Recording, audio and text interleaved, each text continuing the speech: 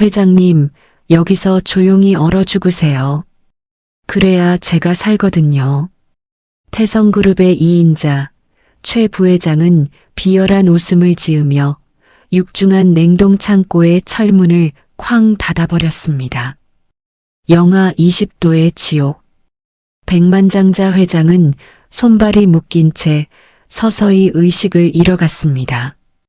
그때 아무도 찾지 않는 폐공장의 낡은 수레 끄는 소리가 들려왔습니다.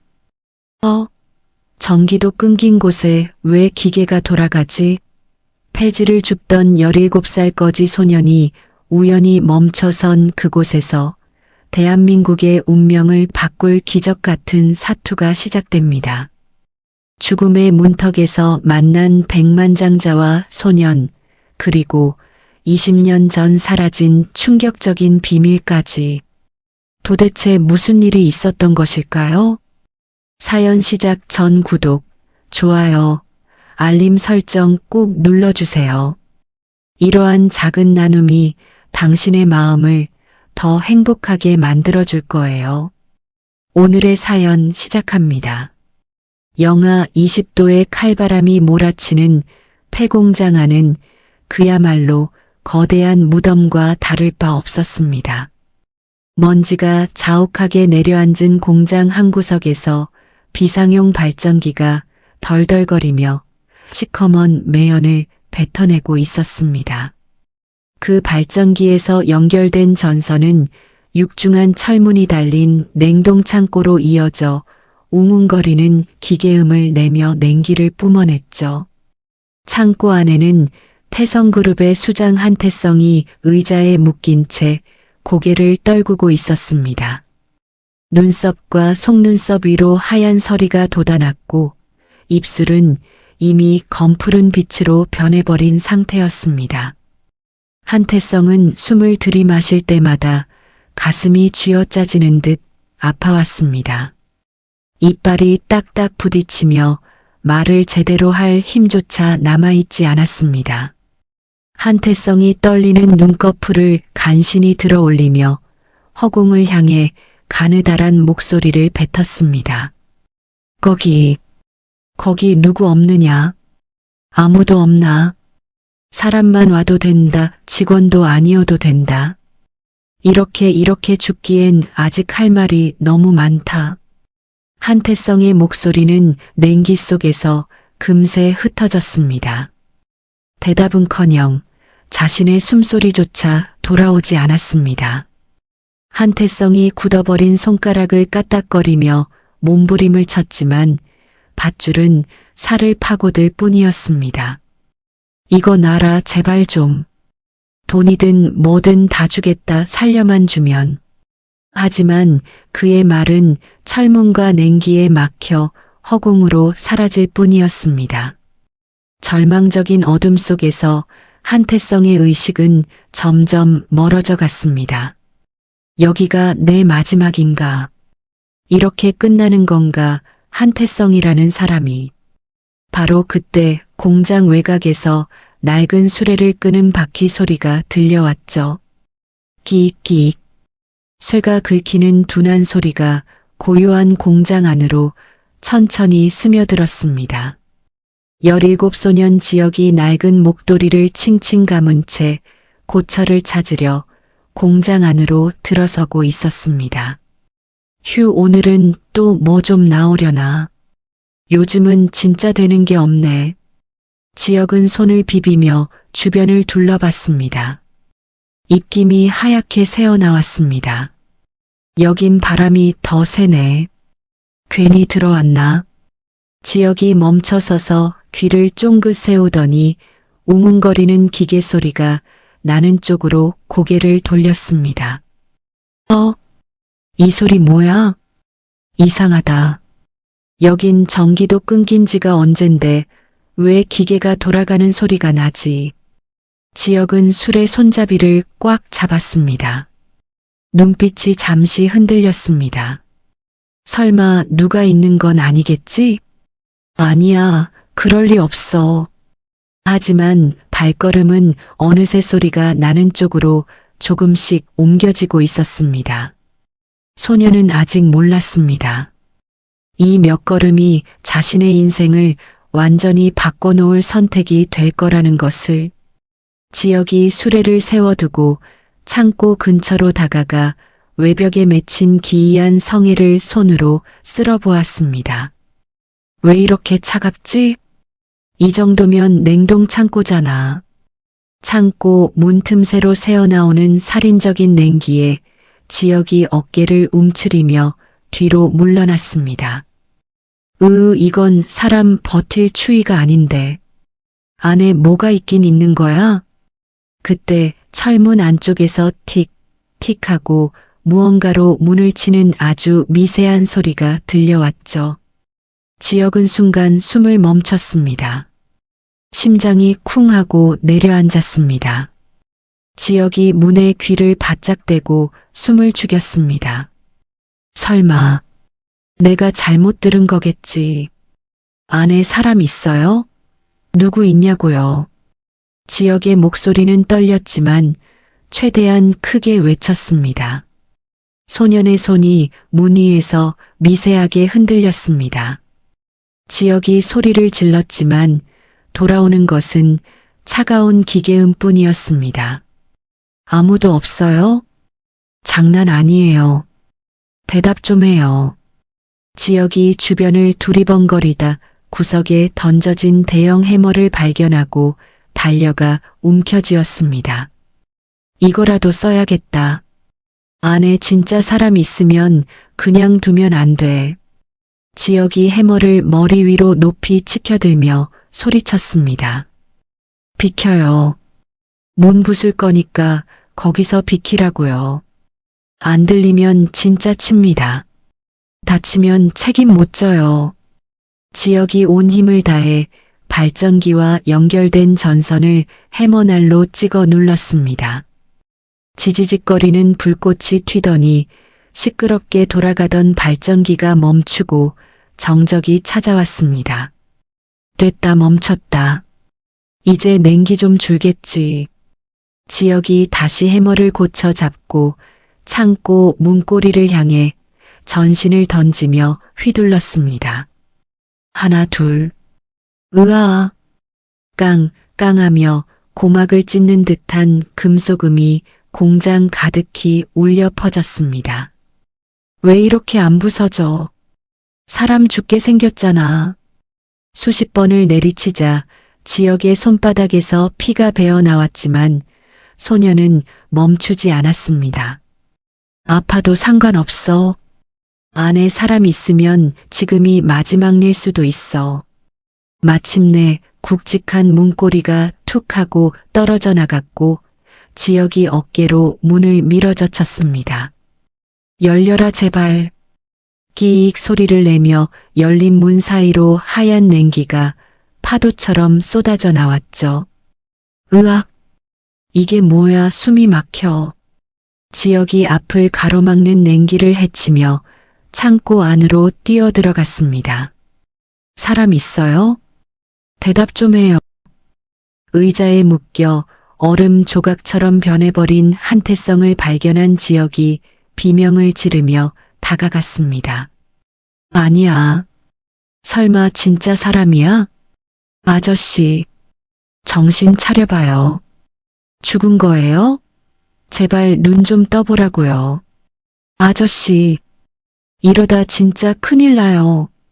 지혁은 떨리는 손으로 한태성의 얼굴을 감싸 쥐었습니다. 차가운 피부 감촉에 소년의 눈이 커졌습니다. 아직 숨은 있죠? 나왔어요. 이제 괜찮아요. 소년은 그때 알지 못했습니다. 이 손을 놓지 않는 한 자신의 인생도 다시는 예전으로 돌아갈 수 없다는 사실을. 지혁이 떨리는 손으로 한태성의 가슴에 귀를 댔습니다. 제발 뛰어라. 미세하게 뛰는 심장 소리를 확인한 지혁이 서둘러 밧줄을 풀기 시작했습니다. 있다, 심장 소리 있어. 아직 살아계셔. 손가락이 곱아 마음대로 움직이지 않자 지혁은 이빨로 밧줄을 물어뜯으며 사투를 벌였습니다. 왜 이렇게 안 풀려? 조금만 기다려요. 입으로 밧줄을 끊어내며 지역의 숨이 거칠어졌습니다. 입술이 떨리고 눈가가 붉어졌습니다. 결국 밧줄을 풀어낸 지역이 자신의 낡은 패딩을 벗어 한태성의 몸 위로 덮어주었습니다. 이거라도 덮고 있어요. 추우면 더 위험해요. 지역이 한태성의 뺨을 가볍게 때리며 소리쳤습니다. 정신 차려야 돼요. 여기서 자면 진짜 죽는단 말이에요. 눈 감지 마요. 지금 자면 다시 못 일어나요. 한태성이 아주 천천히 눈을 뜨며 지역의 얼굴을 멍하니 바라보았습니다. 사람인가? 한태성이 갈라진 목소리로 힘겹게 입을 열었습니다.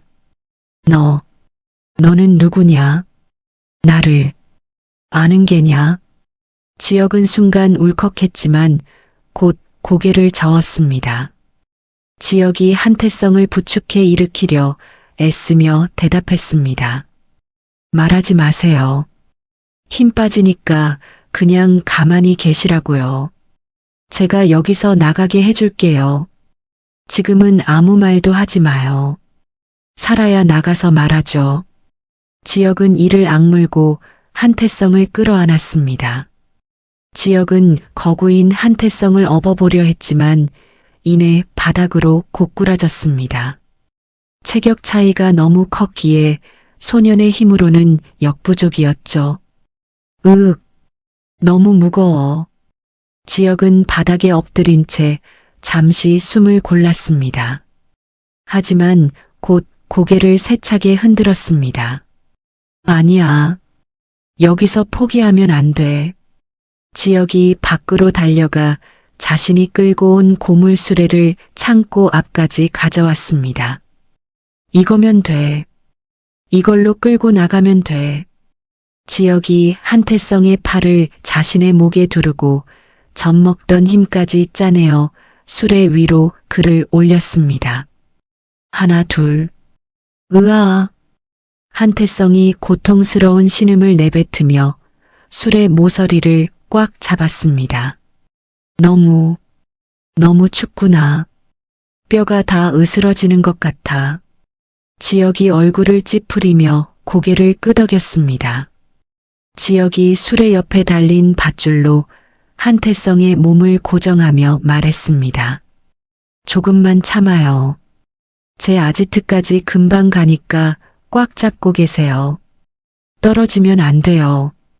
제가 꼭 데려갈게요. 지역이 수레 손잡이를 움켜쥐고 눈 덮인 비탈길을 향해 뛰기 시작했습니다. 하하. 조금만 더. 폭설이 내려 앞이 잘 보이지 않았지만 지역은 본능적으로 길을 찾아 나아갔습니다. 이 길 맞아. 맨날 다니던 길이야. 수레 바퀴가 눈더미에 걸려 헛돌 때마다 지역은 바닥을 기듯 몸을 숙여 수레를 밀어냈습니다.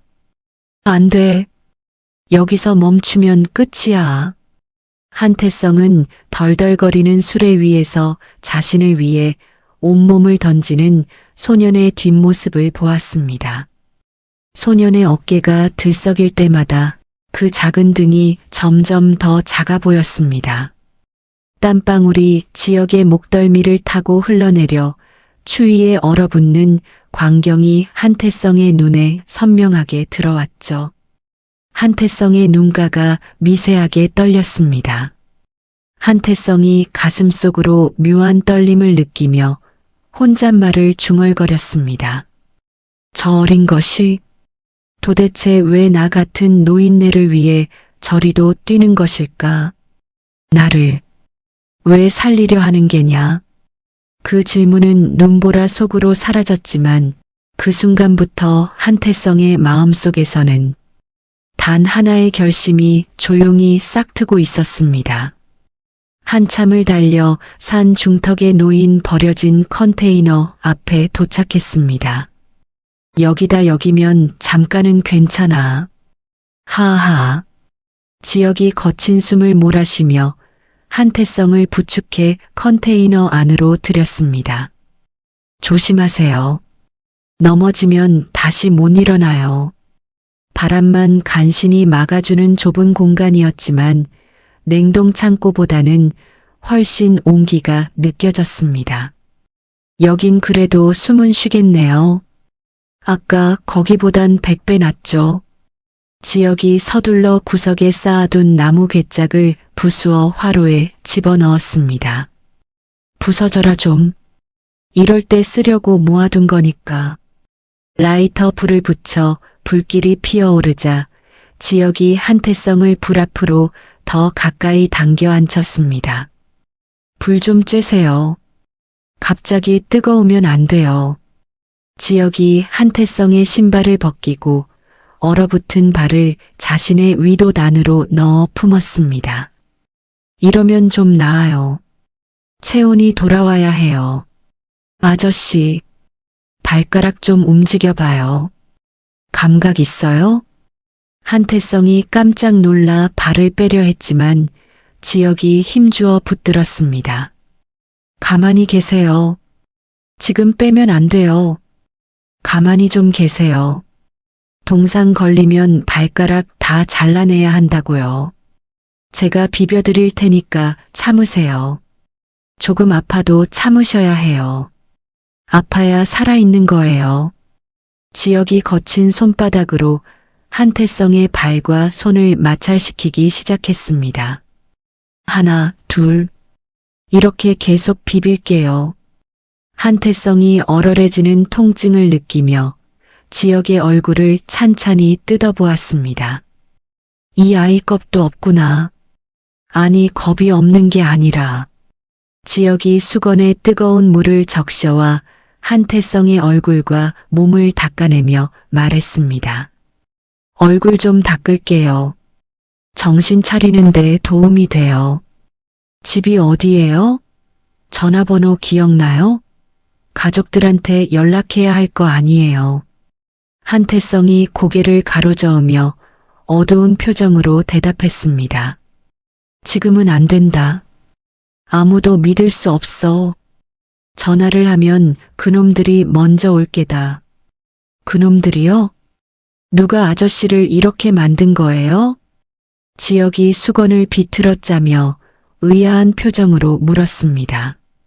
그놈들이라니요? 아저씨 납치됐던 거예요? 대체 무슨 일을 하길래 그래요? 한태성이 불길을 응시하며 낮은 목소리로 말했습니다. 사업을 크게 한다. 그러다 보니 내 자리를 탐내는 놈들이 나를 저 무덤에 쳐넣은 게지. 지역이 코방귀를 뀌며 바닥에 털썩 주저앉았습니다. 에이, 무슨 소설 같네. 그래도 그런 건 경찰에 알려야죠. 무슨 영화 찍으세요? 그래도 경찰에는 알려야죠. 저러다 사람 죽으라고 가둬둔 건데. 한태성이 지역의 눈을 똑바로 바라보며 단호하게 말했습니다. 경찰도 지금은 안 된다. 내 안에서 배신자가 누구인지 확실해지기 전까진 조용히 기력을 회복해야 해. 얘야, 내가 부탁하마. 며칠만 나를 여기서 숨겨다오. 부탁이요? 제가요? 지역이 머리를 극적이며 난감한 표정을 지었습니다.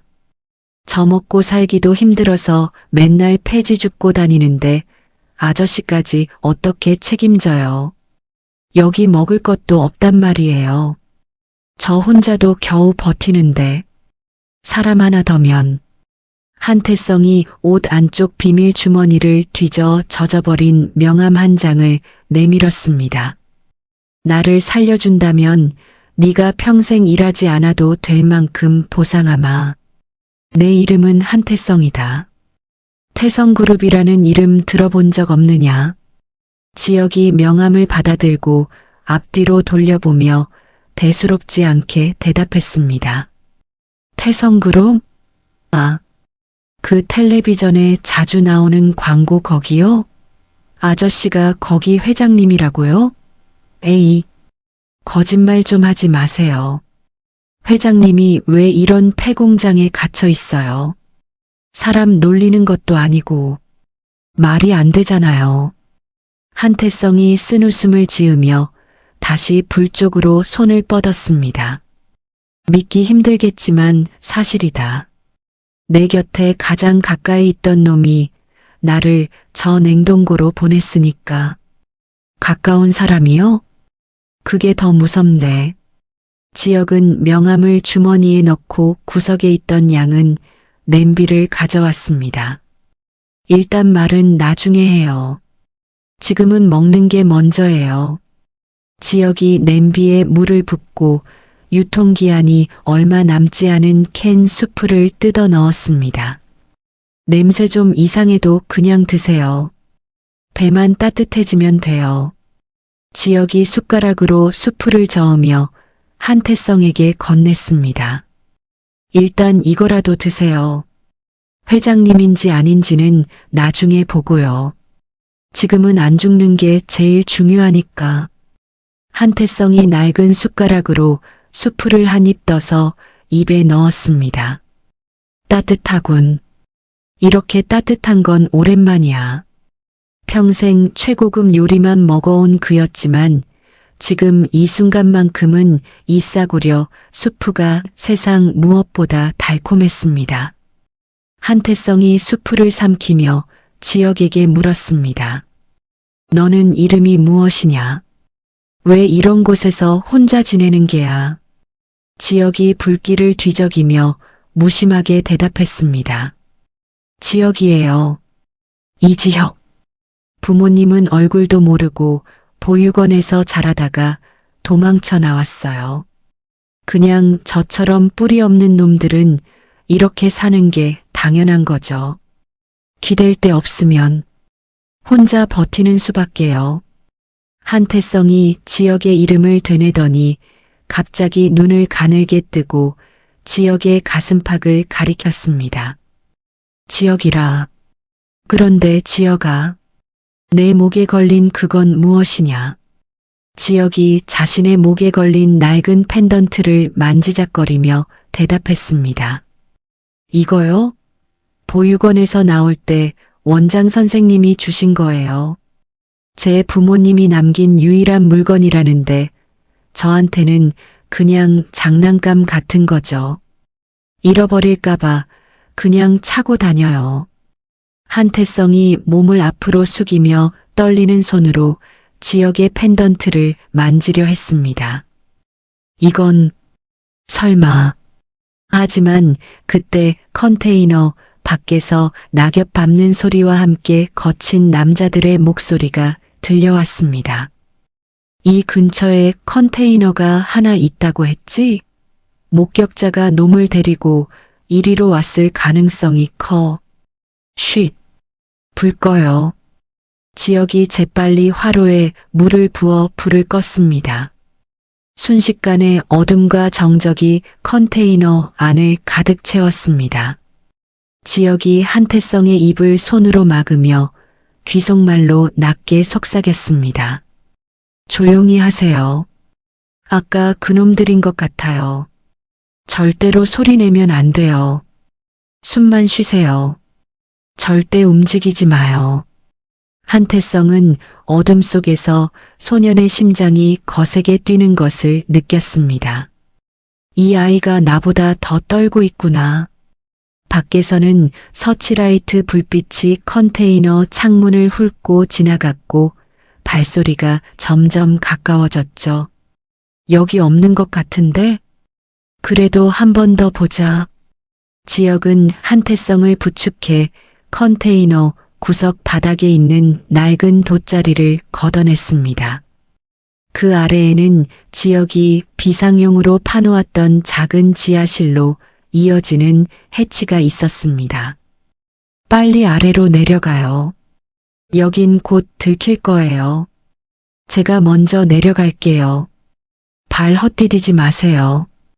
지역이 한태성을 아래로 밀어넣고 자신도 몸을 구겨 넣은 뒤 해치를 닫았습니다. 잠시 후 컨테이너 문이 쾅 소리를 내며 거칠게 열렸습니다. 여기다. 안에 뒤져.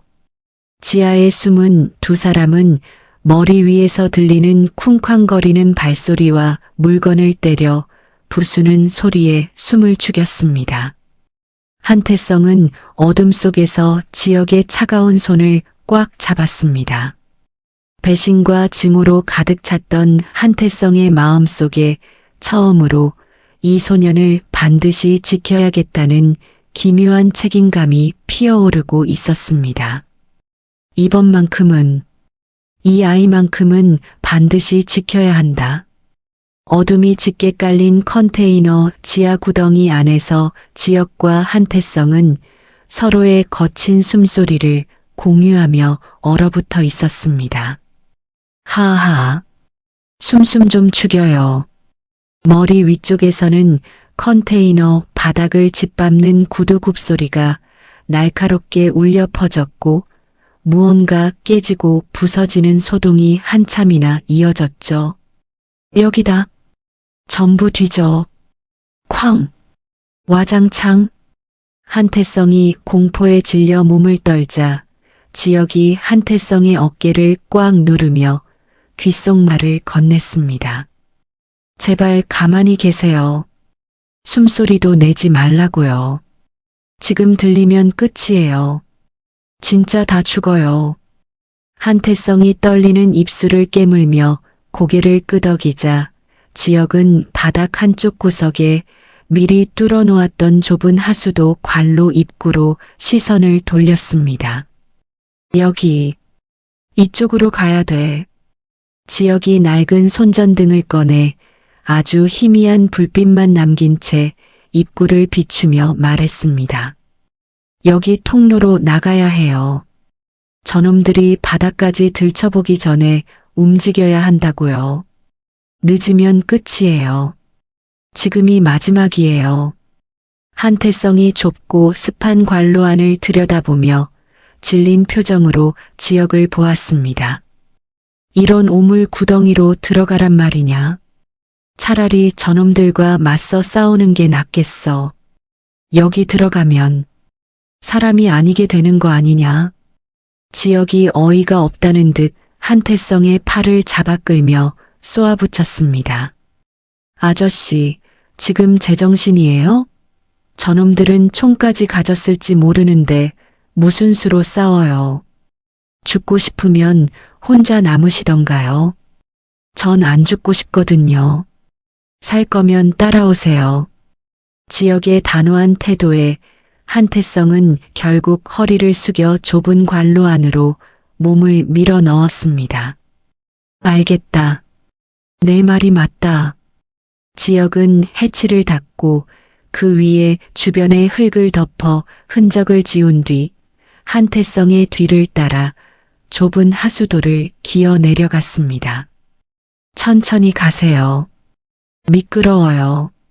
관로 안은 정체 모를 악취와 오물로 가득했고 한태성은 손바닥에 닿는 미끈거리는 감촉에 연신 구역질을 참아내야 했죠. 이런 데서 내가 지금 토하면 소리나요. 참으셔야 해요. 한태성이 좁은 관을 기어가다 멈춰서며 헐떡거리는 목소리로 물었습니다. 너는 왜 이런 위험을 무릅쓰고 나를 돕는 게냐? 내가 누구인지도 확실치 않은데 말이다. 나 같은 사람을 왜? 지역이 뒤에서 한태성의 엉덩이를 밀어내며 툭 내뱉었습니다. 배고픈 건 참겠는데 누군가 옆에서 죽어가는 걸 보는 건 더 못 참겠더라고요. 혼자 죽는 게 얼마나 무서운 건지 아저씨가 알아요? 전 그거 알아요. 너무 잘 알아요.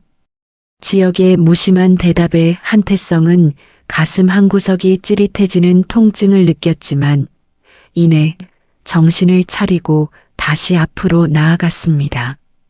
이 아이는 나보다 더 어른이구나. 한참을 기어 넓은 하수도 합류 지점에 도착했을 때 멀리서 서치라이트 불빛이 하수도 천장을 훑으며 다가오는 것이 보였습니다. 불빛이다. 고개 숙여요. 지역이 재빨리 한태성을 벽면의 어두운 틈새로 밀어넣으며 자신의 몸으로 그를 가렸습니다. 여기 붙어 있어요. 절대 움직이지 마요. 쉿, 독사 같은 놈들이에요. 저 빛에 닿으면 끝장이라고요. 한태성은 소년의 등 뒤에서 그 작은 몸이 방패처럼 자신을 가리고 있다는 사실을 느꼈습니다. 지금까지 누군가를 이렇게 믿어본 적이 있었던가. 차가운 하수도 속에서 한태성의 마음속 무언가는 조용히 그러나 분명하게 무너지고 있었습니다. 서치라이트를 든 괴한들이 하수도 위쪽 환기구 틈으로 총구를 들이밀며 주변을 수색하기 시작했습니다. 여기 비춰봐. 조금만 더 내려라. 탕탕. 총구가 철판을 긁는 소리가 서늘하게 울렸습니다. 한태성은 차가운 물속에 발을 담근 채 지역의 젖은 등판을 보며 자신이 평생 믿어왔던 돈으로 산 충성이 얼마나 허망한 것인지 생각했습니다. 돈이면 다 된다고 믿었지. 결국 남은 건 이 아이 하나뿐이구나. 괴한들이 멀어지자 지역은 한태성을 부축해 지상으로 연결된 사다리를 타고 올라갔습니다. 지금이에요. 천천히 소리나지 않게. 밖으로 나온 곳은 철거가 한창인 달동네의 꼭대기 폐가 근처였습니다. 여기면 잠깐 숨 돌릴 수 있어요. 지역이 한태성을 낡은 마루 위에 앉히며 가쁜 숨을 몰아쉬었습니다. 하하, 여기 앉아 계세요. 일단 여기서 날이 밝을 때까지 버텨야 해요. 제가 근처에서 상처 치료할 약이랑 먹을 것 좀 구해올게요. 문은 제가 나가면서 걸어둘게요. 누가 와도 절대 열지 마세요. 한태성이 지역의 소매자락을 붙잡으며 걱정스러운 눈빛으로 말했습니다. 조심해라. 저놈들은 보통 놈들이 아니야. 돈을 위해서라면 무슨 짓이든 할 놈들이라고. 너까지 다치면 난 견딜 수가 없다. 지역이 시긋 웃으며 주머니에서 녹슨 드라이버 하나를 꺼내 보였습니다. 제 걱정 마시고 아저씨나 잘 숨어 계세요. 저 길바닥에서 산 짬밥이 아저씨 나이만큼은 될걸요. 이거 하나면 충분해요. 도망치는 건 제가 전문이니까. 지역이 어둠 속으로 사라지자 한태성은 홀로 남겨진 폐가에서 덜덜 떨며 창밖을 살폈습니다. 제발 무사히 돌아와라. 잠시 후 약국에서 지혈제와 빵을 구해 돌아오던 지역의 눈에 고물상 노인이 낯선 사내들에게 둘러싸인 모습이 들어왔습니다. 저 아저씨는 사내들 중 대장격인 독사가 노인의 멱살을 잡고 거칠게 흔들며 소리치고 있었죠. 어르신 말 안 해? 늙었다고 봐주는 거 없어. 분명히 이 근처로 소년 하나가 지나갔을 텐데. 모른다고 발럽죽대면 이 고물상에 불을 질러버리겠다. 정말 모른다고? 마지막 기회다. 고물상 노인이 겁에 질려 지역이 숨어있는 폐가 쪽을 손가락으로 가리키려는 순간 안 돼. 지역이 근처에 있던 빈 병을 담벼락에 던져 깨뜨렸습니다. 쨍그랑, 저기다. 소리 난대야. 쨍그랑 소리와 함께 독사와 부하들의 시선이 지역이 있는 골목 쪽으로 쏠렸습니다. 좋아. 내가 믿기다. 지역은 일부러 발소리를 크게 내며 반대 방향으로 뛰기 시작했고, 여기야. 잡아보라고. 독사가 비열한 미소를 지으며 소리쳤습니다. 저놈이다. 잡아. 다리만 부러뜨려서라도 생포해. 도망 못 가게 해. 이번엔 놓치지 마. 지역의 발소리가 골목 저편으로 사라지는 동안 폐가 꼭대기에서 이 모든 것을 바라보던 한태성의 두 손은 주먹처럼 꽉 쥐어져 있었습니다.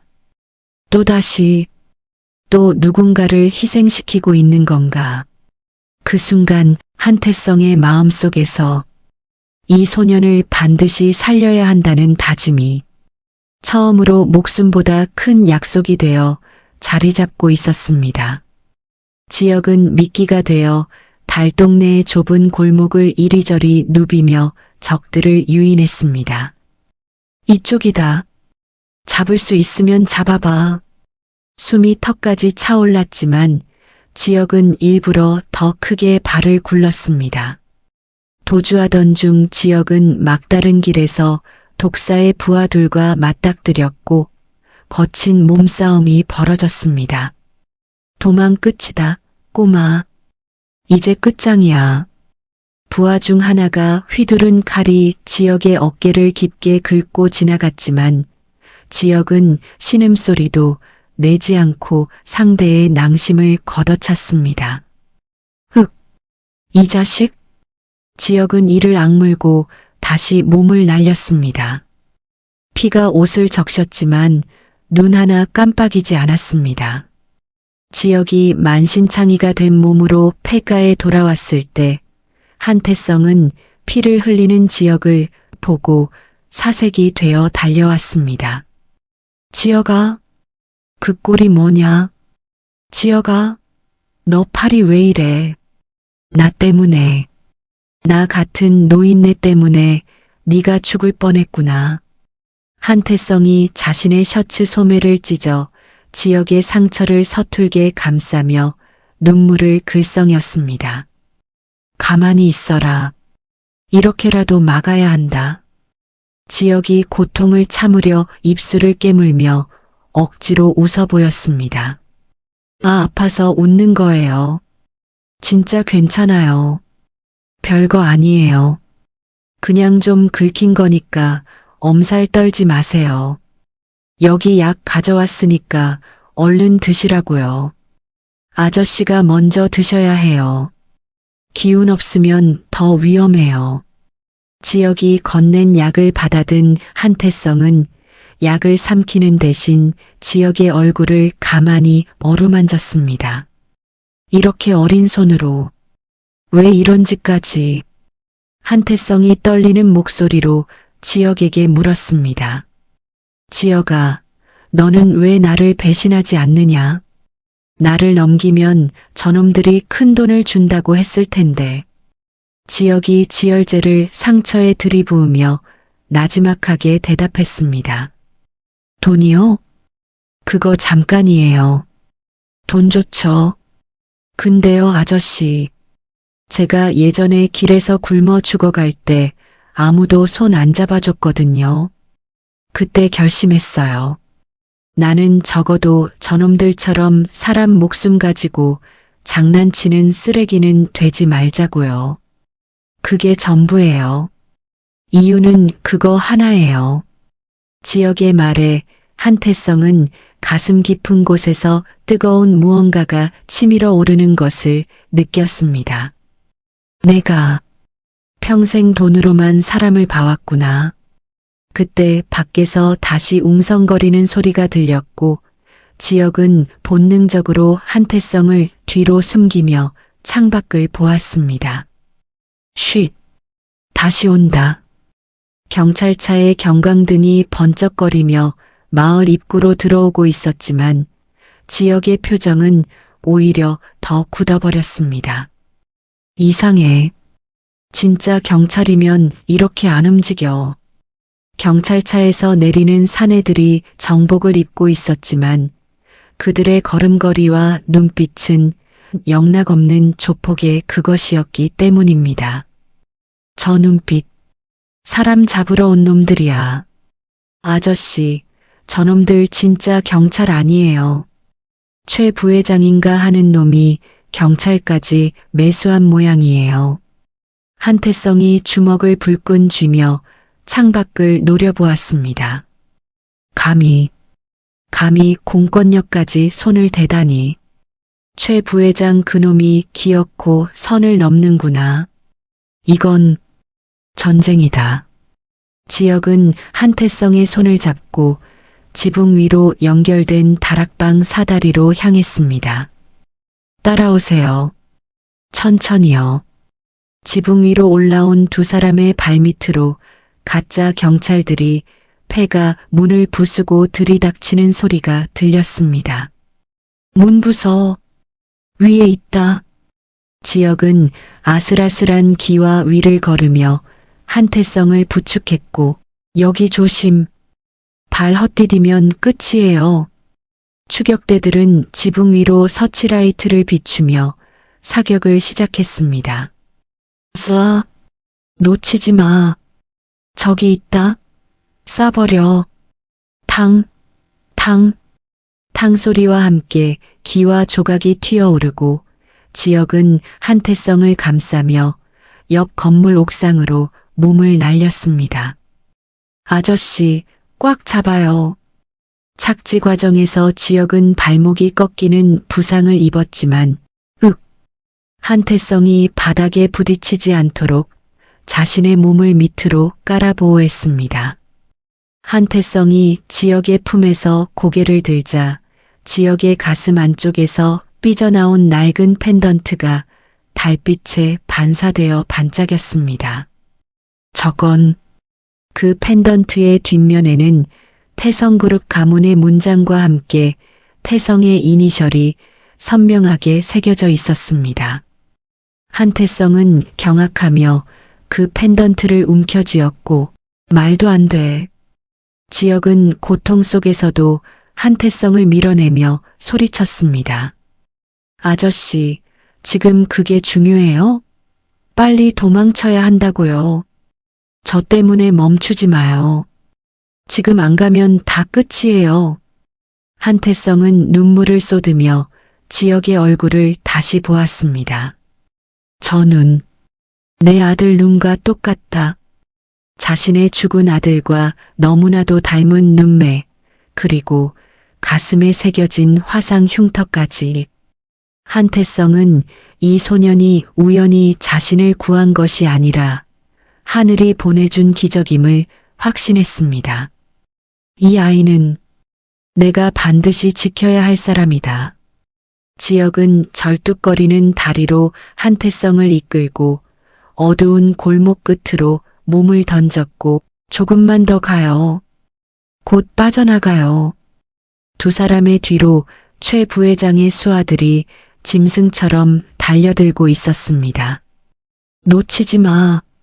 죽여서라도 잡아. 그 밤 달동네의 어둠 속에서 소년과 노인은 서로의 운명을 붙잡은 채 끝을 알 수 없는 도주를 계속하고 있었습니다. 달동네의 가파른 지붕 위로 차가운 달빛이 칼날처럼 쏟아져 내리고 있었습니다. 하하, 숨숨 고르세요. 한태성은 자신의 손에 잡힌 낡은 펜던트의 감촉에 온몸의 피가 거꾸로 솟구치는 기분을 느꼈습니다. 이 감촉, 설마 그건가. 이 펜던트는 20년 전 불의의 화재 사고로 잃어버렸던 자신의 유일한 손주에게 주었던 세상에 단 하나뿐인 물건이었기 때문입니다. 내 손으로 목에 걸어주던 그날이 아직도 생생한데. 한태성이 떨리는 목소리로 지역의 어깨를 붙들며 다급하게 물었습니다. 지역아, 이 펜던트 말이다. 이걸 정말 보육원에서 받았다고 했느냐? 그 원장이라는 자의 이름이 무엇이냐? 제발 대답해다오. 이건 우연일 수가 없어. 지역이 몰려오는 고통에 미간을 찌푸리며 한태성의 손을 거칠게 뿌리쳤습니다. 아저씨, 지금 제정신이에요? 저기 밑에 놈들이 총 들고 올라오는데 그게 지금 궁금해요? 제발 정신 좀 차리라고요. 지금은 도망치는 게 먼저예요. 살아야 뭐든 따지죠. 지역이 절뚝거리는 다리를 끌며 한태성을 옆집 옥상 난간 너머로 밀어 넣었습니다. 여기 넘어가요. 지금. 그 순간 폐가의 대문을 부수고 들어온 최 부회장의 용병들이 마당으로 들이닥치며 서치라이트를 지붕 위로 집중시켰습니다. 위에 있다. 불빛 더 비춰. 최 부회장이 직접 확성기를 들고 나타나 가증스러운 목소리로 동리가 떠나가라 외쳐댔습니다. 한 회장님, 거기 계신 거 다 압니다. 그 근본도 없는 거지 소년한테 목숨을 맡기다니 참으로 처량하시군요. 지금이라도 그 소년을 넘기고 내려오시면 목숨만은 살려드리겠습니다. 들리십니까? 이게 마지막 기회입니다. 지역이 담벼락 뒤에 몸을 숨긴 채 거칠게 숨을 몰아쉬며 바닥에 침을 뱉었습니다. 퇴! 말하는 꼬라지 봐라. 거지 소년이라니 말하는 싸가지하고는. 아저씨, 저 사람 아저씨 밑에 있던 사람 맞아요? 완전 악마 같은데요. 사람이 아니라 짐승이네요. 한태성이 주먹을 불끈 쥐며 담벼락 너머 최 부회장을 매서운 눈빛으로 노려보았습니다. 탐욕에 눈이 멀어 제 주인까지 물어뜯으려 하는 짐승이다. 지혁아, 너는 절대로 저놈들의 말을 믿어서는 안 된다. 저놈은 너를 이용해서 나를 죽이려는 심산이야. 내가 살아있는 한 너를 넘길 일은 없다. 최 부회장은 반응이 없자 마을 주민들을 향해 돈다발을 흔들며 잔인한 제안을 던졌습니다. 마을 사람들 잘 들으시오. 저 폐가에 숨은 노인과 소년을 붙잡아 오는 사람에게는 현금 5억을 즉시 지급하겠소. 지금 당장 움직이시오. 5억? 지금 바로 준다. 멀리서 웅성거리는 소리가 번져오기 시작했습니다. 문틈이 열리고 창문이 흔들렸습니다. 지역은 이를 악물고 한태성 앞에 섰습니다. 아저씨, 이제 진짜 선택이에요. 사람들한테 잡히느냐, 아니면 끝까지 도망치느냐. 달빛 아래에서 소년과 노인은 서로를 바라본 채 숨을 삼켰습니다. 그 순간 이 도주는 단순한 탈출이 아니라 서로의 인생을 건 싸움이 되었음을 두 사람 모두 깨닫고 있었습니다. 그 말이 떨어지기 무섭게 가난에 찌들었던 마을 주민들의 눈빛이 짐승처럼 변하기 시작했습니다. 5억이래. 사람 하나 값이 5억이야? 평소 지역에게 친절하게 굴던 구멍가게 주인부터 폐지를 줍던 노인들까지 강목과 낫을 들고 폐가 주위를 에워쌌습니다. 미안하다, 지혁아. 이건 우리도 어쩔 수가 없어. 5억이면 평생 먹고 산다. 지금 안 잡으면 바보지. 지혁이 믿을 수 없다는 듯 난간 밖을 내다보며 허탈한 웃음을 지었습니다. 아, 사람이 이렇게 변하는구나. 5억이라니 제 몸값이 그렇게 비싼 줄은 오늘 처음 알았네요. 아저씨, 우리 이제 진짜 갈 데가 없어요. 이웃들까지 다 저러고 있으니. 어제까진 밥 주던 사람들이었는데 돈 앞에선 다 똑같네요. 주민들이 폐가의 담장을 넘기 시작하자 지역은 결심한 듯 바닥에 버려진 가스통 호스를 잘라냈습니다. 이제 시간 없어. 여기서 끝내야 돼. 지역이 가스통을 어깨에 메고 한태성에게 짧게 지시했습니다. 제가 저놈들 시선을 끌 테니까 아저씨는 뒷산으로 이어지는 개구멍으로 도망가세요. 거기 제 단골 고물상 아저씨가 숨겨줄 거예요. 망설일 시간 없어요. 지금 바로 가셔야 해요. 한태성이 지역의 팔을 꽉 붙잡으며 단호하게 고개를 가로저었습니다. 안 돼. 절대 안 된다. 안 된다. 너를 두고 나 혼자 살겠다고 도망칠 수는 없어. 너는 내 아들의 핏줄일지도 모르는 아이다. 내가 무슨 일이 있어도 너를 지킬 게야. 이번엔 내가 널 지킨다. 지역의 눈이 순간 흔들렸습니다. 그러나 곧 애써 웃음을 지었습니다. 지역이 한태성의 손을 부드럽게 떼어내며 슬픈 미소를 지어 보였습니다. 아저씨, 나 같은 놈 지키려다 회장님 인생 망치지 마세요. 저는 원래 이렇게 살다 죽을 팔자였나 보죠. 얼른 가세요. 전 괜찮아요. 원래 혼자였어요. 근데 아저씨는 달라요. 아직 해야 할 일 많잖아요. 지역은 가스통을 꼭 끌어안고 한 발 앞으로 나섰습니다. 여기야. 잡을 거면 나부터 잡아. 난간 아래에서 강목을 든 사람들의 발걸음이 점점 더 빨라졌습니다. 그 순간 한태성은 깨달았습니다. 이 아이는 자신을 살리기 위해 자기 인생을 내놓으려 하고 있다는 사실을, 그리고 평생 돈과 권력으로만 세상을 지켜왔다고 믿던 한 노인은 처음으로 돈으로는 절대 살 수 없는 선택 앞에 서 있었습니다. 지역이 가스호스에 라이터 불을 가져다 대며 옥상 난간 위로 당당히 올라섰습니다. 몰려들던 주민들과 용병들이 뿜어져 나오는 가스 냄새에 주춤하며 뒤로 물러났습니다. 그때 최 부회장의 명령을 받은 저격수가 보이지 않는 곳에서 지역의 무릎을 향해 방아쇠를 당겼습니다. 타앙하는 소리와 함께 지역이 비명을 지르며 옥상 바닥으로 고꾸라졌습니다. 한태성이 사색이 되어 지역에게 달려가 그의 몸을 가슴에 안았습니다. 지역아, 정신 차려라. 이놈들, 감히 누구 몸에 손을 대는 것이냐. 최 부회장이 비웃음을 흘리며 천천히 옥상 계단을 걸어 올라와 두 사람 앞에 섰습니다. 참으로 눈물겨운 조선 상봉이군요. 회장님, 그 펜던트 하나로 이 거지 새끼가 손주라도 된 줄 아십니까? 이 아이는 그저 죽어 마땅한 장애물일 뿐입니다.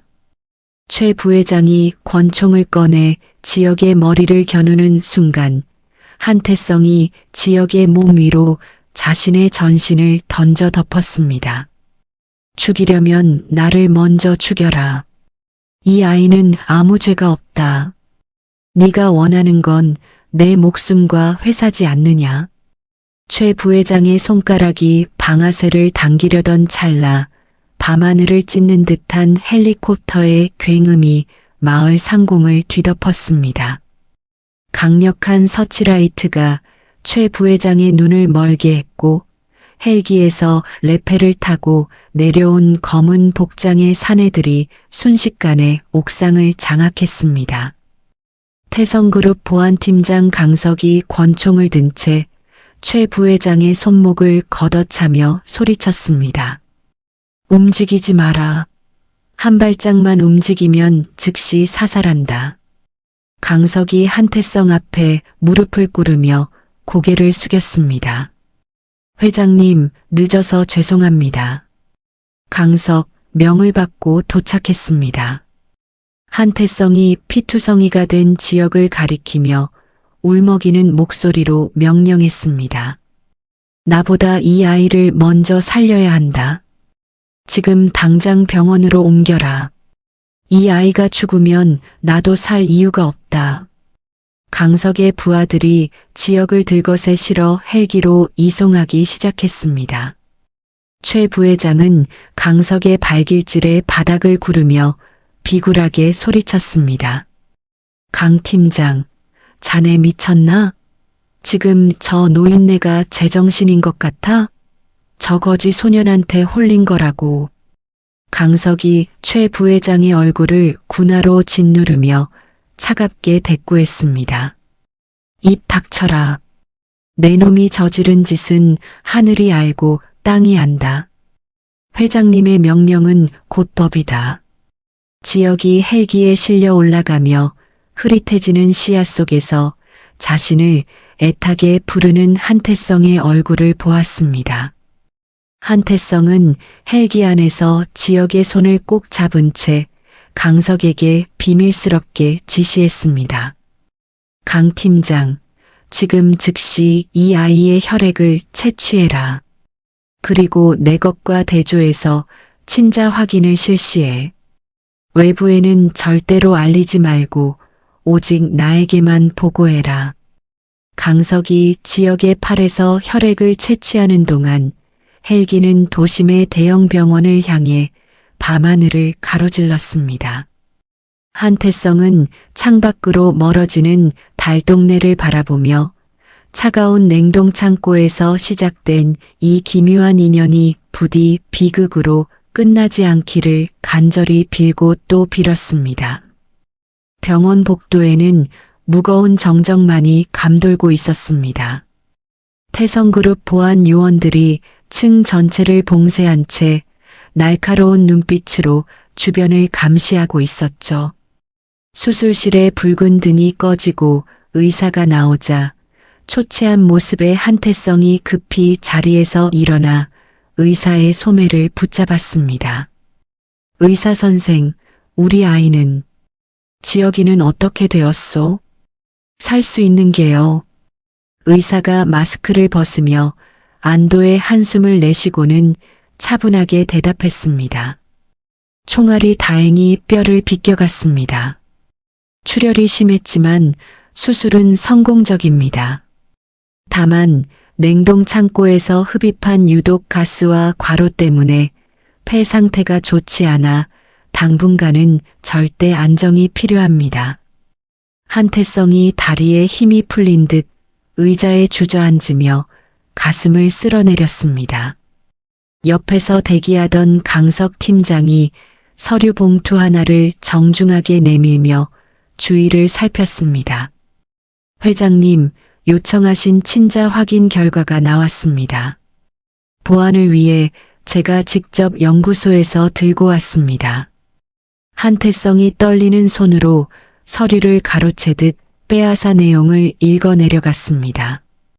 종이 하단에 적힌 친자 일치 확률 99.9%라는 문구를 본 순간 한태성의 눈에서 뜨거운 눈물이 왈칵 쏟아졌습니다. 한태성이 서류를 가슴에 꼭 품은 채 벽을 짚으며 오열했습니다. 아, 살아있었구나. 내 아들놈이 남긴 내 핏줄이 정말 살아있었어. 지혁아, 이 할아비를 용서해라. 너를 이런 지옥 같은 길바닥에 버려두다니 내가 죽을 죄를 지었구나. 며칠 후 VIP 병동의 햇살이 비치는 침대 위에서 지혁이 무거운 눈꺼풀을 들어 올렸습니다. 지혁은 자신의 몸에 주렁주렁 매달린 링거줄과 화려한 병실 천장을 보며 멍한 표정을 지었습니다. 침대 옆에서 쪽잠을 자던 한태성이 지혁의 인기척에 놀라 벌떡 일어나 지혁의 손을 부여잡았습니다. 지혁아, 정신이 드느냐? 나다 할아비다. 몸은 좀 어떠니? 어디 아픈 데는 없느냐? 지혁이 한태성의 손을 조심스럽게 밀어내며 갈라진 목소리로 물었습니다. 할아비라니요.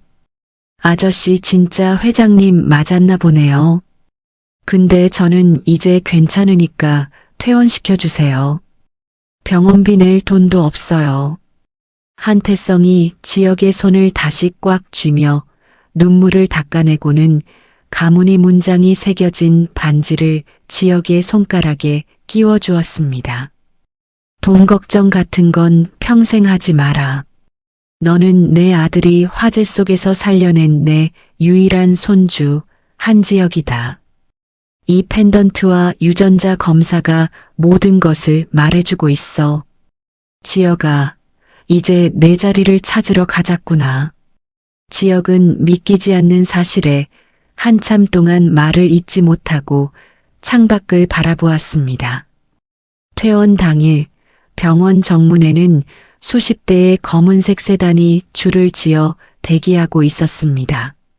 한태성은 지혁의 어깨를 감싸 안으며 수많은 기자의 플랫이 세례를 뚫고 차에 올라탔습니다. 태성그룹 본사에 도착한 지혁은 화려한 대강당 단상 위에 서서 수백 명의 임직원을 마주했습니다. 한태성이 마이크 앞에 서서 당당하고 위엄 있는 목소리로 선포했습니다. 여기 서 있는 이 청년은 20년 전 실종되었던 나의 친손자 한지혁입니다. 오늘부로 한지혁 군을 태성그룹의 유일한 후계자로 임명하며 나의 모든 의결권을 이 아이에게 위임합니다. 강당 안은 순식간에 술렁거림과 박수 소리로 가득 찼지만 맨 앞줄에 앉은 친인척들의 표정은 썩은 고기를 본 듯 일그러졌습니다. 지혁은 세련된 수트 차림이 어색한 듯 넥타이를 만지작거리며 단상 아래를 차갑게 응시했습니다. 집으로 돌아온 지혁은 으리으리한 저택의 규모에 압도당했지만 이내 자신의 방으로 안내되자마자 침대 대신 딱딱한 바닥에 신문지를 깔고 누웠습니다. 한태성이 문을 열고 들어와 그 모습을 보며 씁쓸한 미소를 지었습니다. 지혁아, 침대가 불편하냐? 네가 살아온 세월을 내가 어찌 다 알겠느냐마는 이제는 편히 쉬어도 된단다. 지혁이 천장을 보며 무뚝뚝하게 대답했습니다. 갑자기 침대에서 자면 몸이 근질거려서 못 자요. 할아버지, 저 그냥 예전처럼 폐지 줍고 살면 안 돼요? 여기 사람들은 눈빛이 꼭 나를 잡아먹으려는 짐승들 같아서 무서워요. 한태성이 지혁의 옆에 같이 바닥에 앉으며 지혁의 거친 손을 어루만졌습니다. 그놈들이 짐승이라면 너는 호랑이가 되어야 한다. 내가 너를 지킬 것이고 네가 그들을 다스릴 수 있게 가르칠 게다. 지혁아, 이 할아비를 믿고 딱 한 번만 버텨보자꾸나. 그 시각 구치소 면회실에서는 최 부회장이 민 실장을 향해 살기 어린 눈빛을 쏘아보내고 있었습니다. 민 실장, 지금 제정신이야? 그 길바닥 거지 새끼가 진짜 손주라고? 어떻게든 구멍을 찾아내. 유전자 검사지를 조작했다고 소문을 내든 과거 범죄 기록을 캐든 수단과 방법을 가리지 말고 그놈을 끌어내려. 민 실장이 비열하게 웃으며 서류 가방에서 사진 몇 장을 꺼내 놓았습니다. 걱정 마십시오, 부회장님. 이 녀석이 보육원 시절의 질 나쁜 녀석들과 어울리며 도둑질을 도왔던 기록을 찾아냈습니다. 내일 아침이면 전국의 이 거지 소년의 실체가 대대적으로 보도될 겁니다. 다음 날 아침 지혁이 눈을 떴을 때 저택 앞은 이미 취재진으로 인산인해를 이루고 있었습니다. 뉴스에서는 지역의 과거 행적을 비난하는 자극적인 보도가 쏟아져 나왔고 주식시장에서는 태성그룹의 주가가 곤두박질치기 시작했습니다. 지혁은 거실 텔레비전에 나오는 자신의 초라한 과거 사진을 보며 입술을 피가 나도록 깨물었습니다. 한태성이 지혁의 어깨를 짚으며 낮은 목소리로 물었습니다. 지혁아, 겁나느냐? 도망치고 싶으냐? 지혁이 고개를 들어 한태성을 보며 눈을 번뜩였습니다. 아니요. 도망 안 가요. 길바닥에서도 나를 때리는 놈들한테 끝까지 침을 뱉어줬거든요. 할아버지, 저 사람들 앞에 제가 직접 나가게 해주세요. 지혁은 말리는 경호원들을 뿌리치고 정장 재킷을 벗어 던진 채 셔츠 소매를 걷어붙이고 대문 밖으로 나갔습니다. 지역은 자신에게 쏟아지는 마이크와 카메라 앞에서 당당하게 가슴의 화상 흉터를 드러내며 소리쳤습니다. 맞습니다. 저 배고파서 빵 훔친 적도 있고 추워서 남의 폐지 뺏은 적도 있습니다. 하지만 저는 남을 죽이려 하거나 배신한 적은 없습니다. 당신들이 말하는 그 고귀한 혈통이 저를 냉동고에 쳐넣은 최 부회장 같은 사람이라면 저는 차라리 평생 거지로 불리는 게 자랑스럽습니다. 지역의 거침없는 사자 후에 기세등등하던 기자들이 할 말을 잃고 뒷걸음질 쳤습니다. 멀리서 이 광경을 지켜보던 한태성의 입가에 드디어 깊은 신뢰의 미소가 번졌습니다. 한태성이 강석 팀장에게 전화를 걸어 단호하게 명령했습니다. 강 팀장, 지금 즉시 지혁이가 말한 프로젝트를 시작해. 저 아이의 진심이 이 세상에 어떻게 전달되는지 똑똑히 보여줄 때가 왔다. 지혁은 쏟아지는 빛 속에서 기자들을 매섭게 노려보며 다시는 누구에게도 소중한 것을 빼앗기지 않겠다고 마음속 깊이 맹세했습니다. 태성그룹 본사 최상층 회장실 안으로 부드러운 아침 햇살이 쏟아져 들어오고 있었습니다. 한태성 회장은 책상 위에 놓인 지역의 첫 번째 프로젝트 결과 보고서를 읽으며 연신 고개를 끄덕였습니다. 지역은 이제 맞춤 정장이 제법 몸에 익은 듯 반듯한 자세로 서서 한태성의 표정을 살피고 있었죠. 한태성이 돋보기를 내려놓으며 지역을 향해 인자한 웃음을 지어 보였습니다. 지역아, 네가 제안한 이 희망기술교육원 말이다.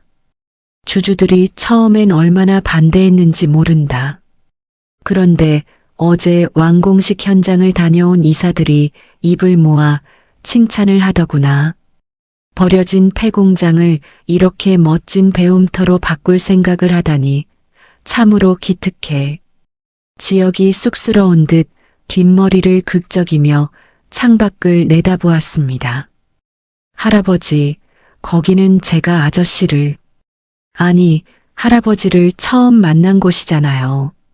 누군가에게는 죽음의 장소였지만 또 다른 누군가에게는 새로운 삶이 시작된 곳이니까요. 저처럼 배고픈 아이들이 거기서 기술을 배워서 떳떳하게 살 수 있다면 그걸로 된 거죠. 한태성이 자리에서 일어나 지역의 어깨를 든든하게 다독였습니다. 그래, 내 손주답구나. 오늘은 특별히 축하할 일이 있으니 일찍 퇴근하자. 강 팀장에게 말해서 네가 좋아하는 시장 통닭이랑 떡볶이 좀 사오라고 했다. 저녁엔 우리 둘이 오붓하게 파티라도 하자꾸나. 저택으로 돌아온 두 사람은 화려한 식탁 대신 거실 바닥에 신문지를 깔고 앉았습니다. 지역이 비닐장갑을 끼고 닭다리 하나를 뜯어 한태성의 입가에 가져다 대며 장난스럽게 웃었습니다. 할아버지, 이런 거 처음 드셔보시죠? 비싼 스테이크보다 이게 훨씬 맛있으니까 한 입 드셔보세요. 제가 길바닥에서 제일 그리워했던 맛이에요. 한태성이 허허 웃으며 지역이 건넨 닭다리를 크게 한 입 베어 물었습니다. 이거 참 별미로구나. 기름진 것이 입에 착착 붙는 게 아주 좋다. 지역아, 나도 평생 이런 소소한 행복을 모르고 살았다. 앞만 보고 달리느라 옆에 있는 사람이 얼마나 소중한지 잊고 살았어. 내 덕분에 내가 다시 태어난 기분이다. 두 사람은 맥주잔을 부딪히며 밤이 깊어가는 줄도 모르고 이야기를 나누었습니다. 지역은 보육원 시절에 서러웠던 기억을 웃으며 털어놓았고 한태성은 지역의 아버지가 어릴 적 얼마나 개구쟁이였는지 추억하며 눈시울을 붉혔습니다. 지역이 품 안에서 낡은 목걸이 펜던트를 꺼내 탁자 위에 올려두며 나지막하게 말했습니다. 할아버지, 사실 저 이 목걸이 미워했거든요. 부모님이 나를 버린 증거인 것 같아서요. 근데 이제는 아니에요. 이 목걸이 덕분에 할아버지를 만났고 제가 누구인지 알게 됐으니까요.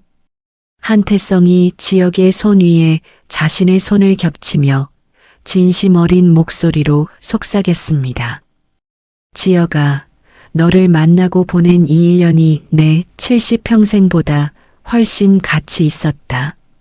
내 모든 재산보다 내 웃음소리가 나를 더 부자로 만드는구나. 고맙다. 살아있어줘서 정말 고맙다. 다음 날 지역은 자신이 설립한 교육원을 방문하여 청년들에게 직접 특강을 진행했습니다. 지역은 화려한 경영학 용어 대신 자신이 길바닥에서 몸으로 부딪히며 배운 생존의 법칙들을 진솔하게 풀어냈습니다.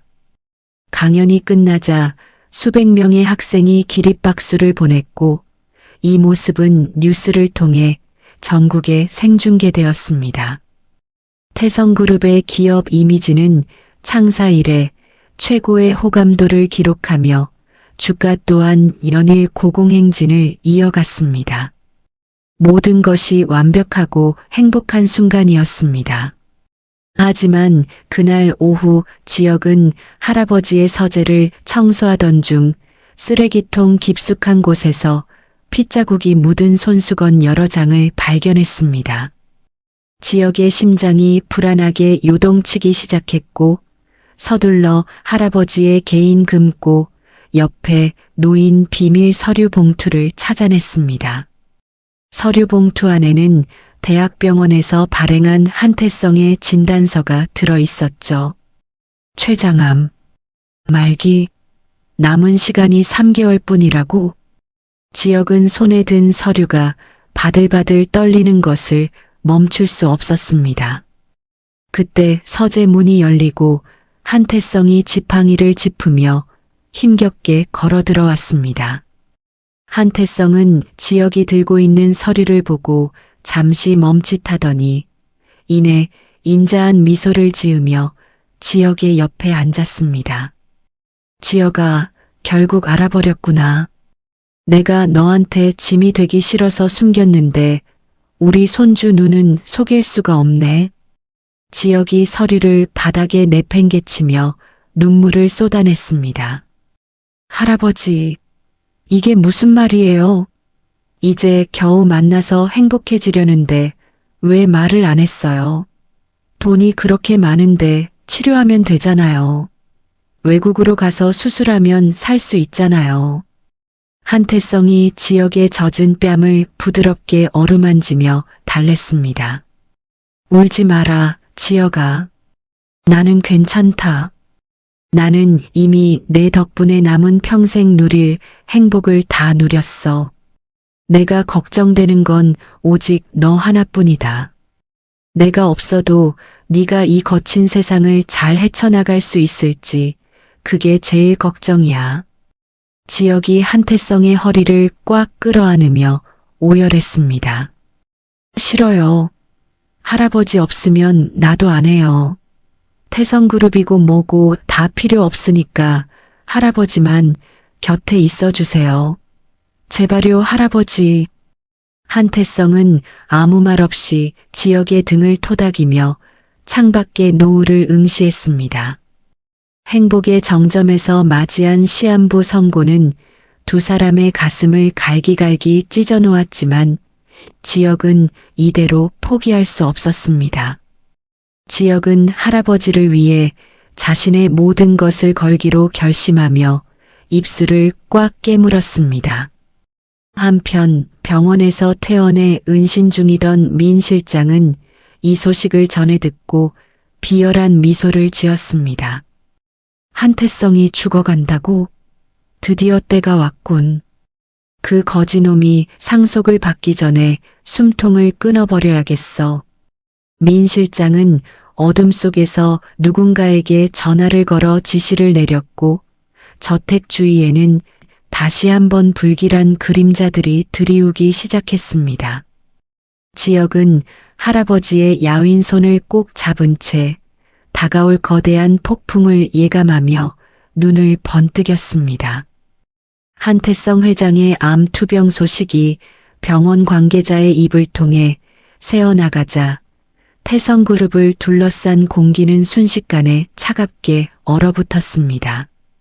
저택의 정원에는 평소 보이지 않던 낯선 검은색 차량들이 출몰하기 시작했고 거실에는 회장의 건강 상태를 확인하려는 이사진들의 무례한 전화가 빗발쳤죠.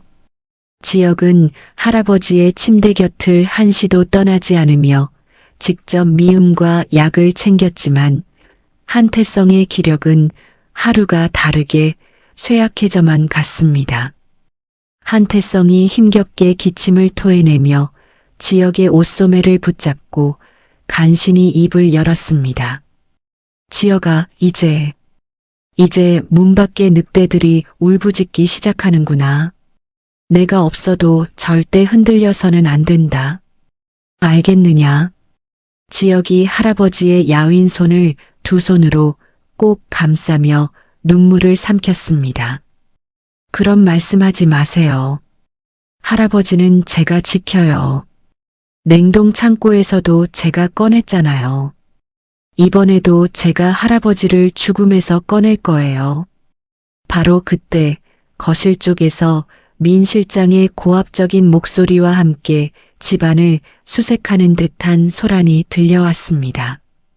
지역이 방문을 열고 나가자 최 부회장의 병보석을 이끌어냈던 민 실장이 변호사들과 경호원들을 대동한 채 거드름을 피우며 서 있었습니다.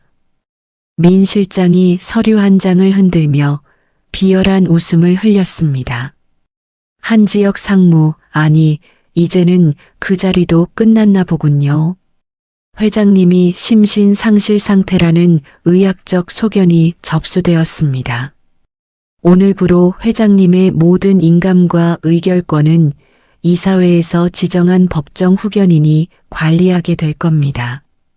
지역이 민 실장의 앞을 가로막으며 이빨을 드러낸 짐승처럼 으르렁거렸습니다. 당장 나가. 할아버지 아직 살아계셔. 내 눈앞에서 그 더러운 종이 치우지 않으면 내 팔을 분질러 버릴 거야. 민 실장이 눈을 가늘게 뜨며 지역의 가슴팍을 손가락으로 툭툭 쳤습니다. 어이, 거지 출신이라 그런지 말귀를 못 알아먹네. 너도 곧 쫓겨날 신세야. 이미 네가 보육원 시절에 저질렀던 절도 혐의로 재조사가 시작됐거든. 살인범의 핏줄이 재벌가 손자 행세를 하다니 세상 사람들이 알면 참 좋아하겠어. 민 실장의 신호와 함께 경호원들이 지역을 밀쳐내고 회장의 침실로 들이닥치려 했습니다. 지역은 어깨에 부상이 완치되지 않았음에도 불구하고 문틀을 붙잡고 몸을 던져 그들을 막아냈습니다. 격렬한 몸싸움 도중 지역은 가슴에 심한 통증을 느끼며 붉은 피를 바닥에 쏟아냈습니다. 냉동창고 구조 당시 마신 유독 가스로 인해 손상되었던 폐가 극한의 스트레스와 과로를 견디지 못한 것이었죠. 지역아. 침대 위에서 이 광경을 지켜보던 한태성이 절규하며 바닥으로 굴러떨어졌습니다. 민 실장은 쓰러진 지역을 비웃으며 발로 걷어찼고 경호원들은 회장을 강제로 들것에 실어 어디론가 옮기려 했습니다. 지역은 흐릿해지는 의식 속에서도 할아버지의 이름을 부르며 바닥을 기었지만 차가운 구두굽이 지역의 손등을 짓눌렀습니다. 결국 한태성은 정체 모를 요양병원으로 강제 이송되었고 지역은 저택 밖으로 차갑게 내던져졌습니다. 다음 날 아침 전국 일간지 일면은 지역의 과거 조작된 범죄 이력과 태성그룹의 상속 분쟁으로 도배되었습니다. 지역은 갈 곳 없이 빗속을 헤매다 예전 자신의 아지트였던 폐공장 근처의 낡은 컨테이너를 찾았습니다. 폐에서는 칼로 찌르는 듯한 통증이 계속되었고 입가는 마른 핏자국으로 범벅이 되어 있었습니다. 지역이 컨테이너 벽에 머리를 기대며 허공을 향해 허탈하게 웃었습니다. 결국 다시 여기네. 할아버지, 미안해요. 내가 너무 약해서 할아버지를 또 잃어버렸어요. 그때 컨테이너 문이 조심스럽게 열리며 보안팀장 강석이 흠뻑 젖은 채 나타났습니다. 강석은 주위의 감시를 피해 지역의 위치를 추적해온 것이었죠. 강석이 지역 앞에 무릎을 꿇으며 무거운 목소리로 보고했습니다. 상무님, 회장님이 계신 곳을 알아냈습니다. 하지만 그곳은 최 부회장의 사설 용병들이 점거하고 있어 정식으로는 접근이 불가능합니다. 그리고 회장님의 상태가 이제 며칠 남지 않으셨다고 합니다. 지역이 강석의 멱살을 잡고 일어나며 눈을 번뜩였습니다. 강 팀장, 나 좀 도와줘요. 할아버지를 살릴 수 있는 방법, 이식 수술밖에 없다고 했죠. 내 간을 드릴 거예요. 당장 수술할 수 있게 병원 준비해줘요. 강석이 지역의 가슴에서 배어나오는 핏자국을 보며 만류했습니다. 안 됩니다. 상무님, 지금 폐가 엉망이에요. 이 상태로 수술대에 올라가면 상무님이 먼저 죽습니다. 이건 자살 행위입니다. 지역이 자신의 가슴에 걸린 낡은 펜던트를 꽉 움켜쥐며 단호하게 말했습니다. 할아버지는 나를 위해 냉동고에서 살아 돌아왔고 전 국민 앞에서 내 흉터를 감싸주셨어. 할아버지가 없으면 내가 후계자든 재벌이든 무슨 소용이야. 강 팀장, 이건 내 마지막 명령이야. 죽어도 좋으니까 할아버지 옆에서 죽게 해줘. 강석은 소년의 결연한 눈빛 앞에 결국 고개를 숙이고 말았습니다. 두 사람은 칠흑 같은 어둠을 틈타 한태성이 감금된 비밀병원으로 향하는 구급차에 몸을 실었습니다. 최 부회장은 지역이 제 발로 무덤을 찾아오고 있다는 사실을 모른 채 병원 집무실에서 와인 잔을 기울이며 유언장 조작 서류에 도장을 찍고 있었습니다. 비바람이 몰아치는 창밖으로 지역의 차가운 분노가 실린 구급차의 전조등이 번쩍이며 병원 입구로 다가오고 있었습니다. 폭우가 쏟아지는 병원 뒷마당으로 구급차 한 대가 소리 없이 미끄러져 들어왔습니다. 강석 팀장이 차 문을 열자 창백한 안색의 지역이 가슴을 부여잡으며 비틀거리며 내렸죠. 지역은 입안에 고이는 핏물을 삼키며 자신을 가로막는 병원 경비원들을 매서운 눈빛으로 노려보았습니다. 강석이 앞장서며 경비원들을 제압하는 동안 지역은 할아버지가 갇힌 특별병동 엘리베이터로 몸을 던졌습니다. 강 팀장님, 시간이 없어요. 할아버지 심장이 멈추기 전에 수술실로 가야 해요. 지역이 엘리베이터 안에서 가쁜 숨을 몰아쉬자 강석이 지역의 어깨를 꽉 잡으며 낮은 목소리로 말했습니다. 상무님, 제가 밖을 막는 동안 주치의 선생님 지시에 따르십시오. 민 실장이 법원 집행관들을 데리고 오고 있습니다. 수술을 시작하면 누구도 못 들어오게 제가 목숨 걸고 막겠습니다. 병실 문이 열리자 각종 의료 장비에 둘러싸인 채 가느다란 숨을 내뱉는 한태성이 보였습니다. 지역은 할아버지의 주름진 손을 잡고 자신의 이마를 맞대며 뜨거운 눈물을 흘렸습니다. 할아버지, 저 왔어요. 지역이가 왔다고요. 조금만 참으세요. 이제 제가 할아버지 살려드릴게요. 미리 포섭해둔 주치의가 다급하게 지역의 팔을 잡아 끌며 수술 준비를 서둘렀습니다. 지역은 폐의 통증으로 정신이 아득해졌지만 할아버지를 살려야 한다는 일념 하나로 수술대에 올랐습니다. 마취 주사가 들어가기 직전 병동 복도에서 민 실장과 법원 집행관들의 고함 소리가 들려왔죠. 당장 문 열어. 한지혁, 이 사기꾼 놈아. 회장님을 강제로 수술하는 건 명백한 살인 행위다. 민 실장이 문을 부수려 하자 강석이 문 앞을 가로막고 권총을 치켜들며 차갑게 쏘아붙였습니다. 한 발짝만 더 오면 쏜다. 이건 회장님이 생전에 지명하신 후계자의 정당한 권리 행사다. 수술실 안 지역은 서서히 감기는 눈으로 유리창 너머 최 부회장의 비열한 얼굴을 보았습니다.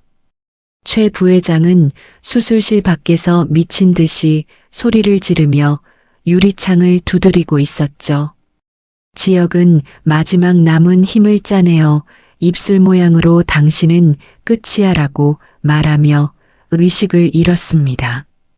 수술은 10여 시간이 넘는 사투로 이어졌고 지역의 폐 기능이 급격히 저하되면서 수차례 고비가 찾아왔습니다.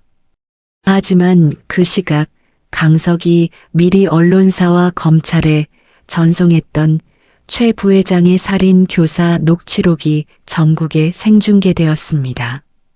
수술실 문 앞까지 도달했던 최 부회장은 뒤쫓아온 검찰 수사관들에 의해 현장에서 긴급 체포되었습니다. 이거나 내가 누군지 알아?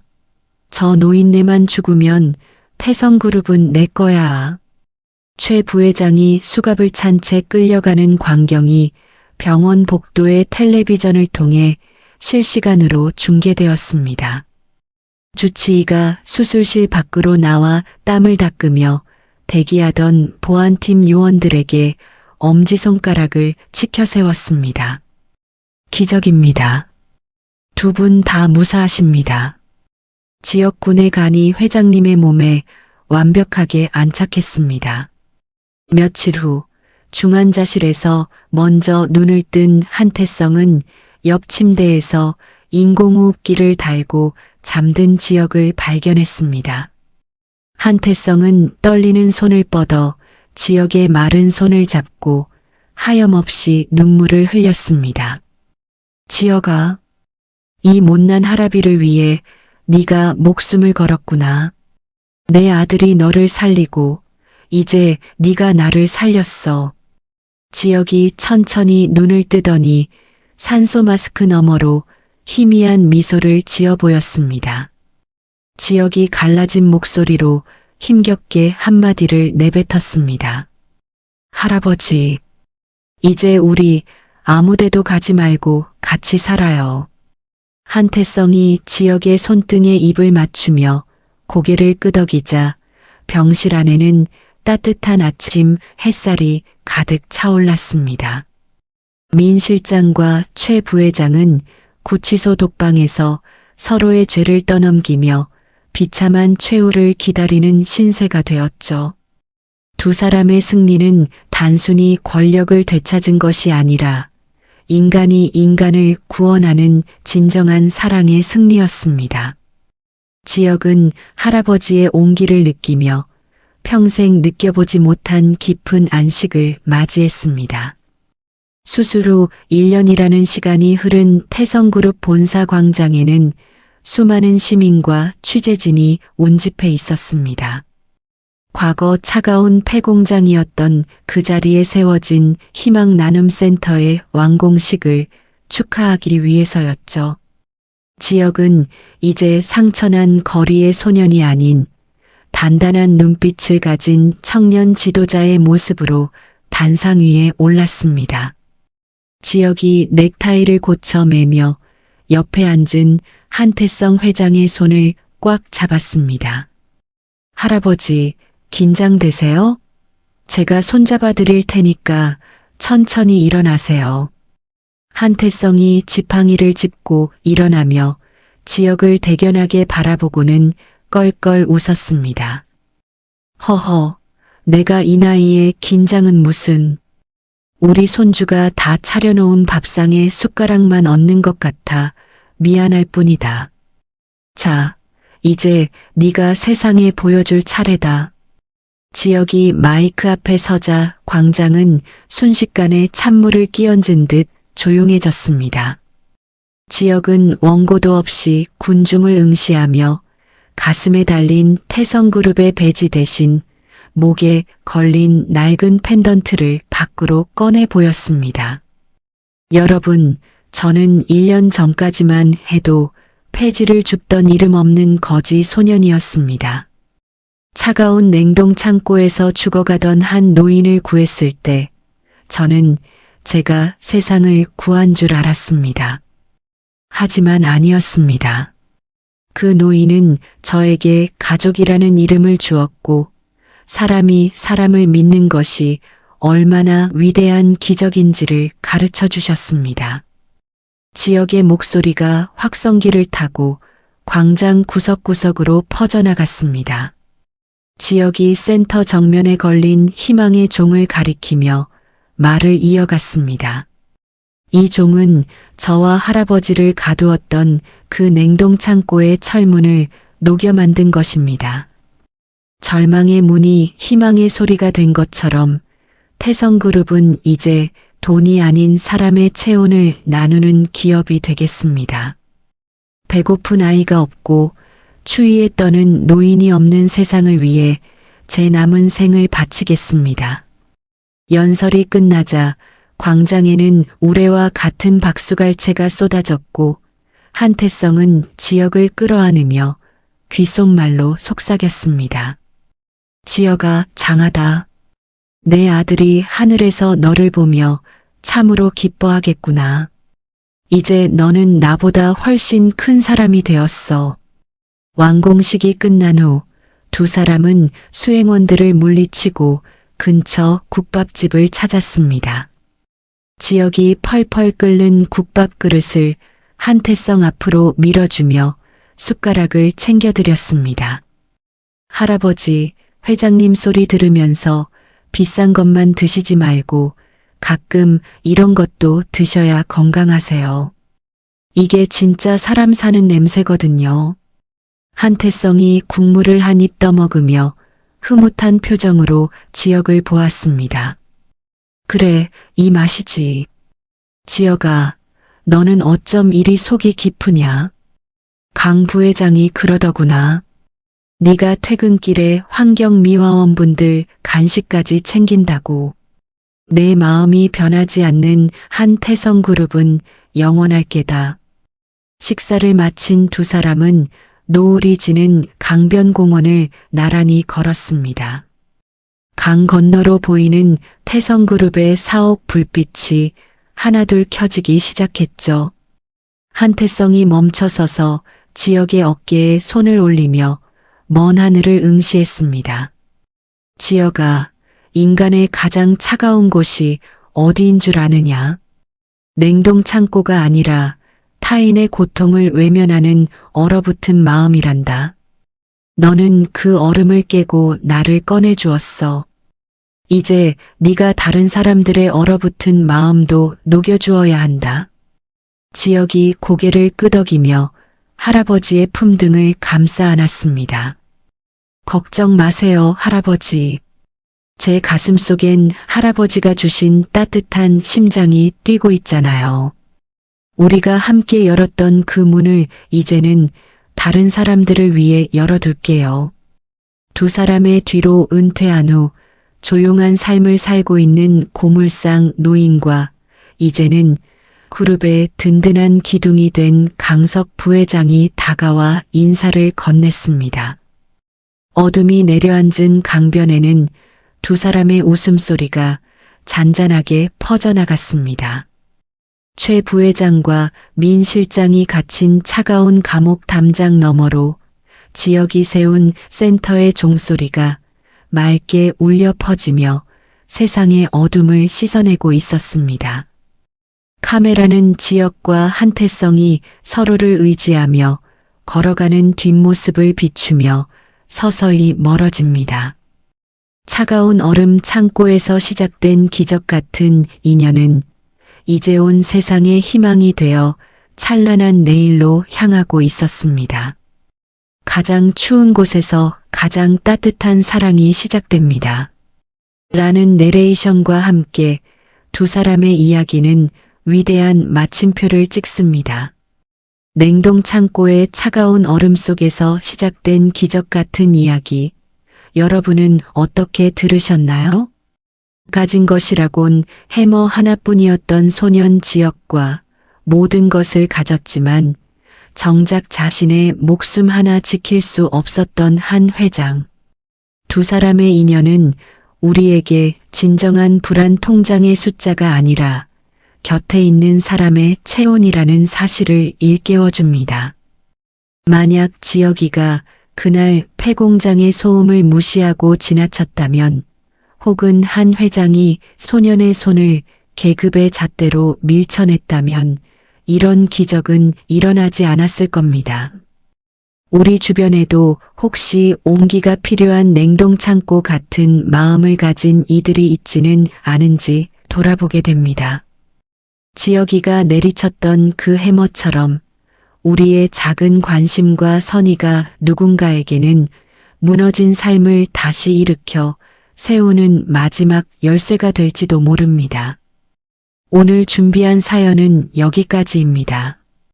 이 이야기가 추운 겨울밤 여러분의 마음을 조금이라도 따뜻하게 녹여주었기를 바랍니다. 이야기를 끝까지 들어주신 분이 계시다면 잘 들었다고 댓글 하나만 남겨주세요. 감사합니다.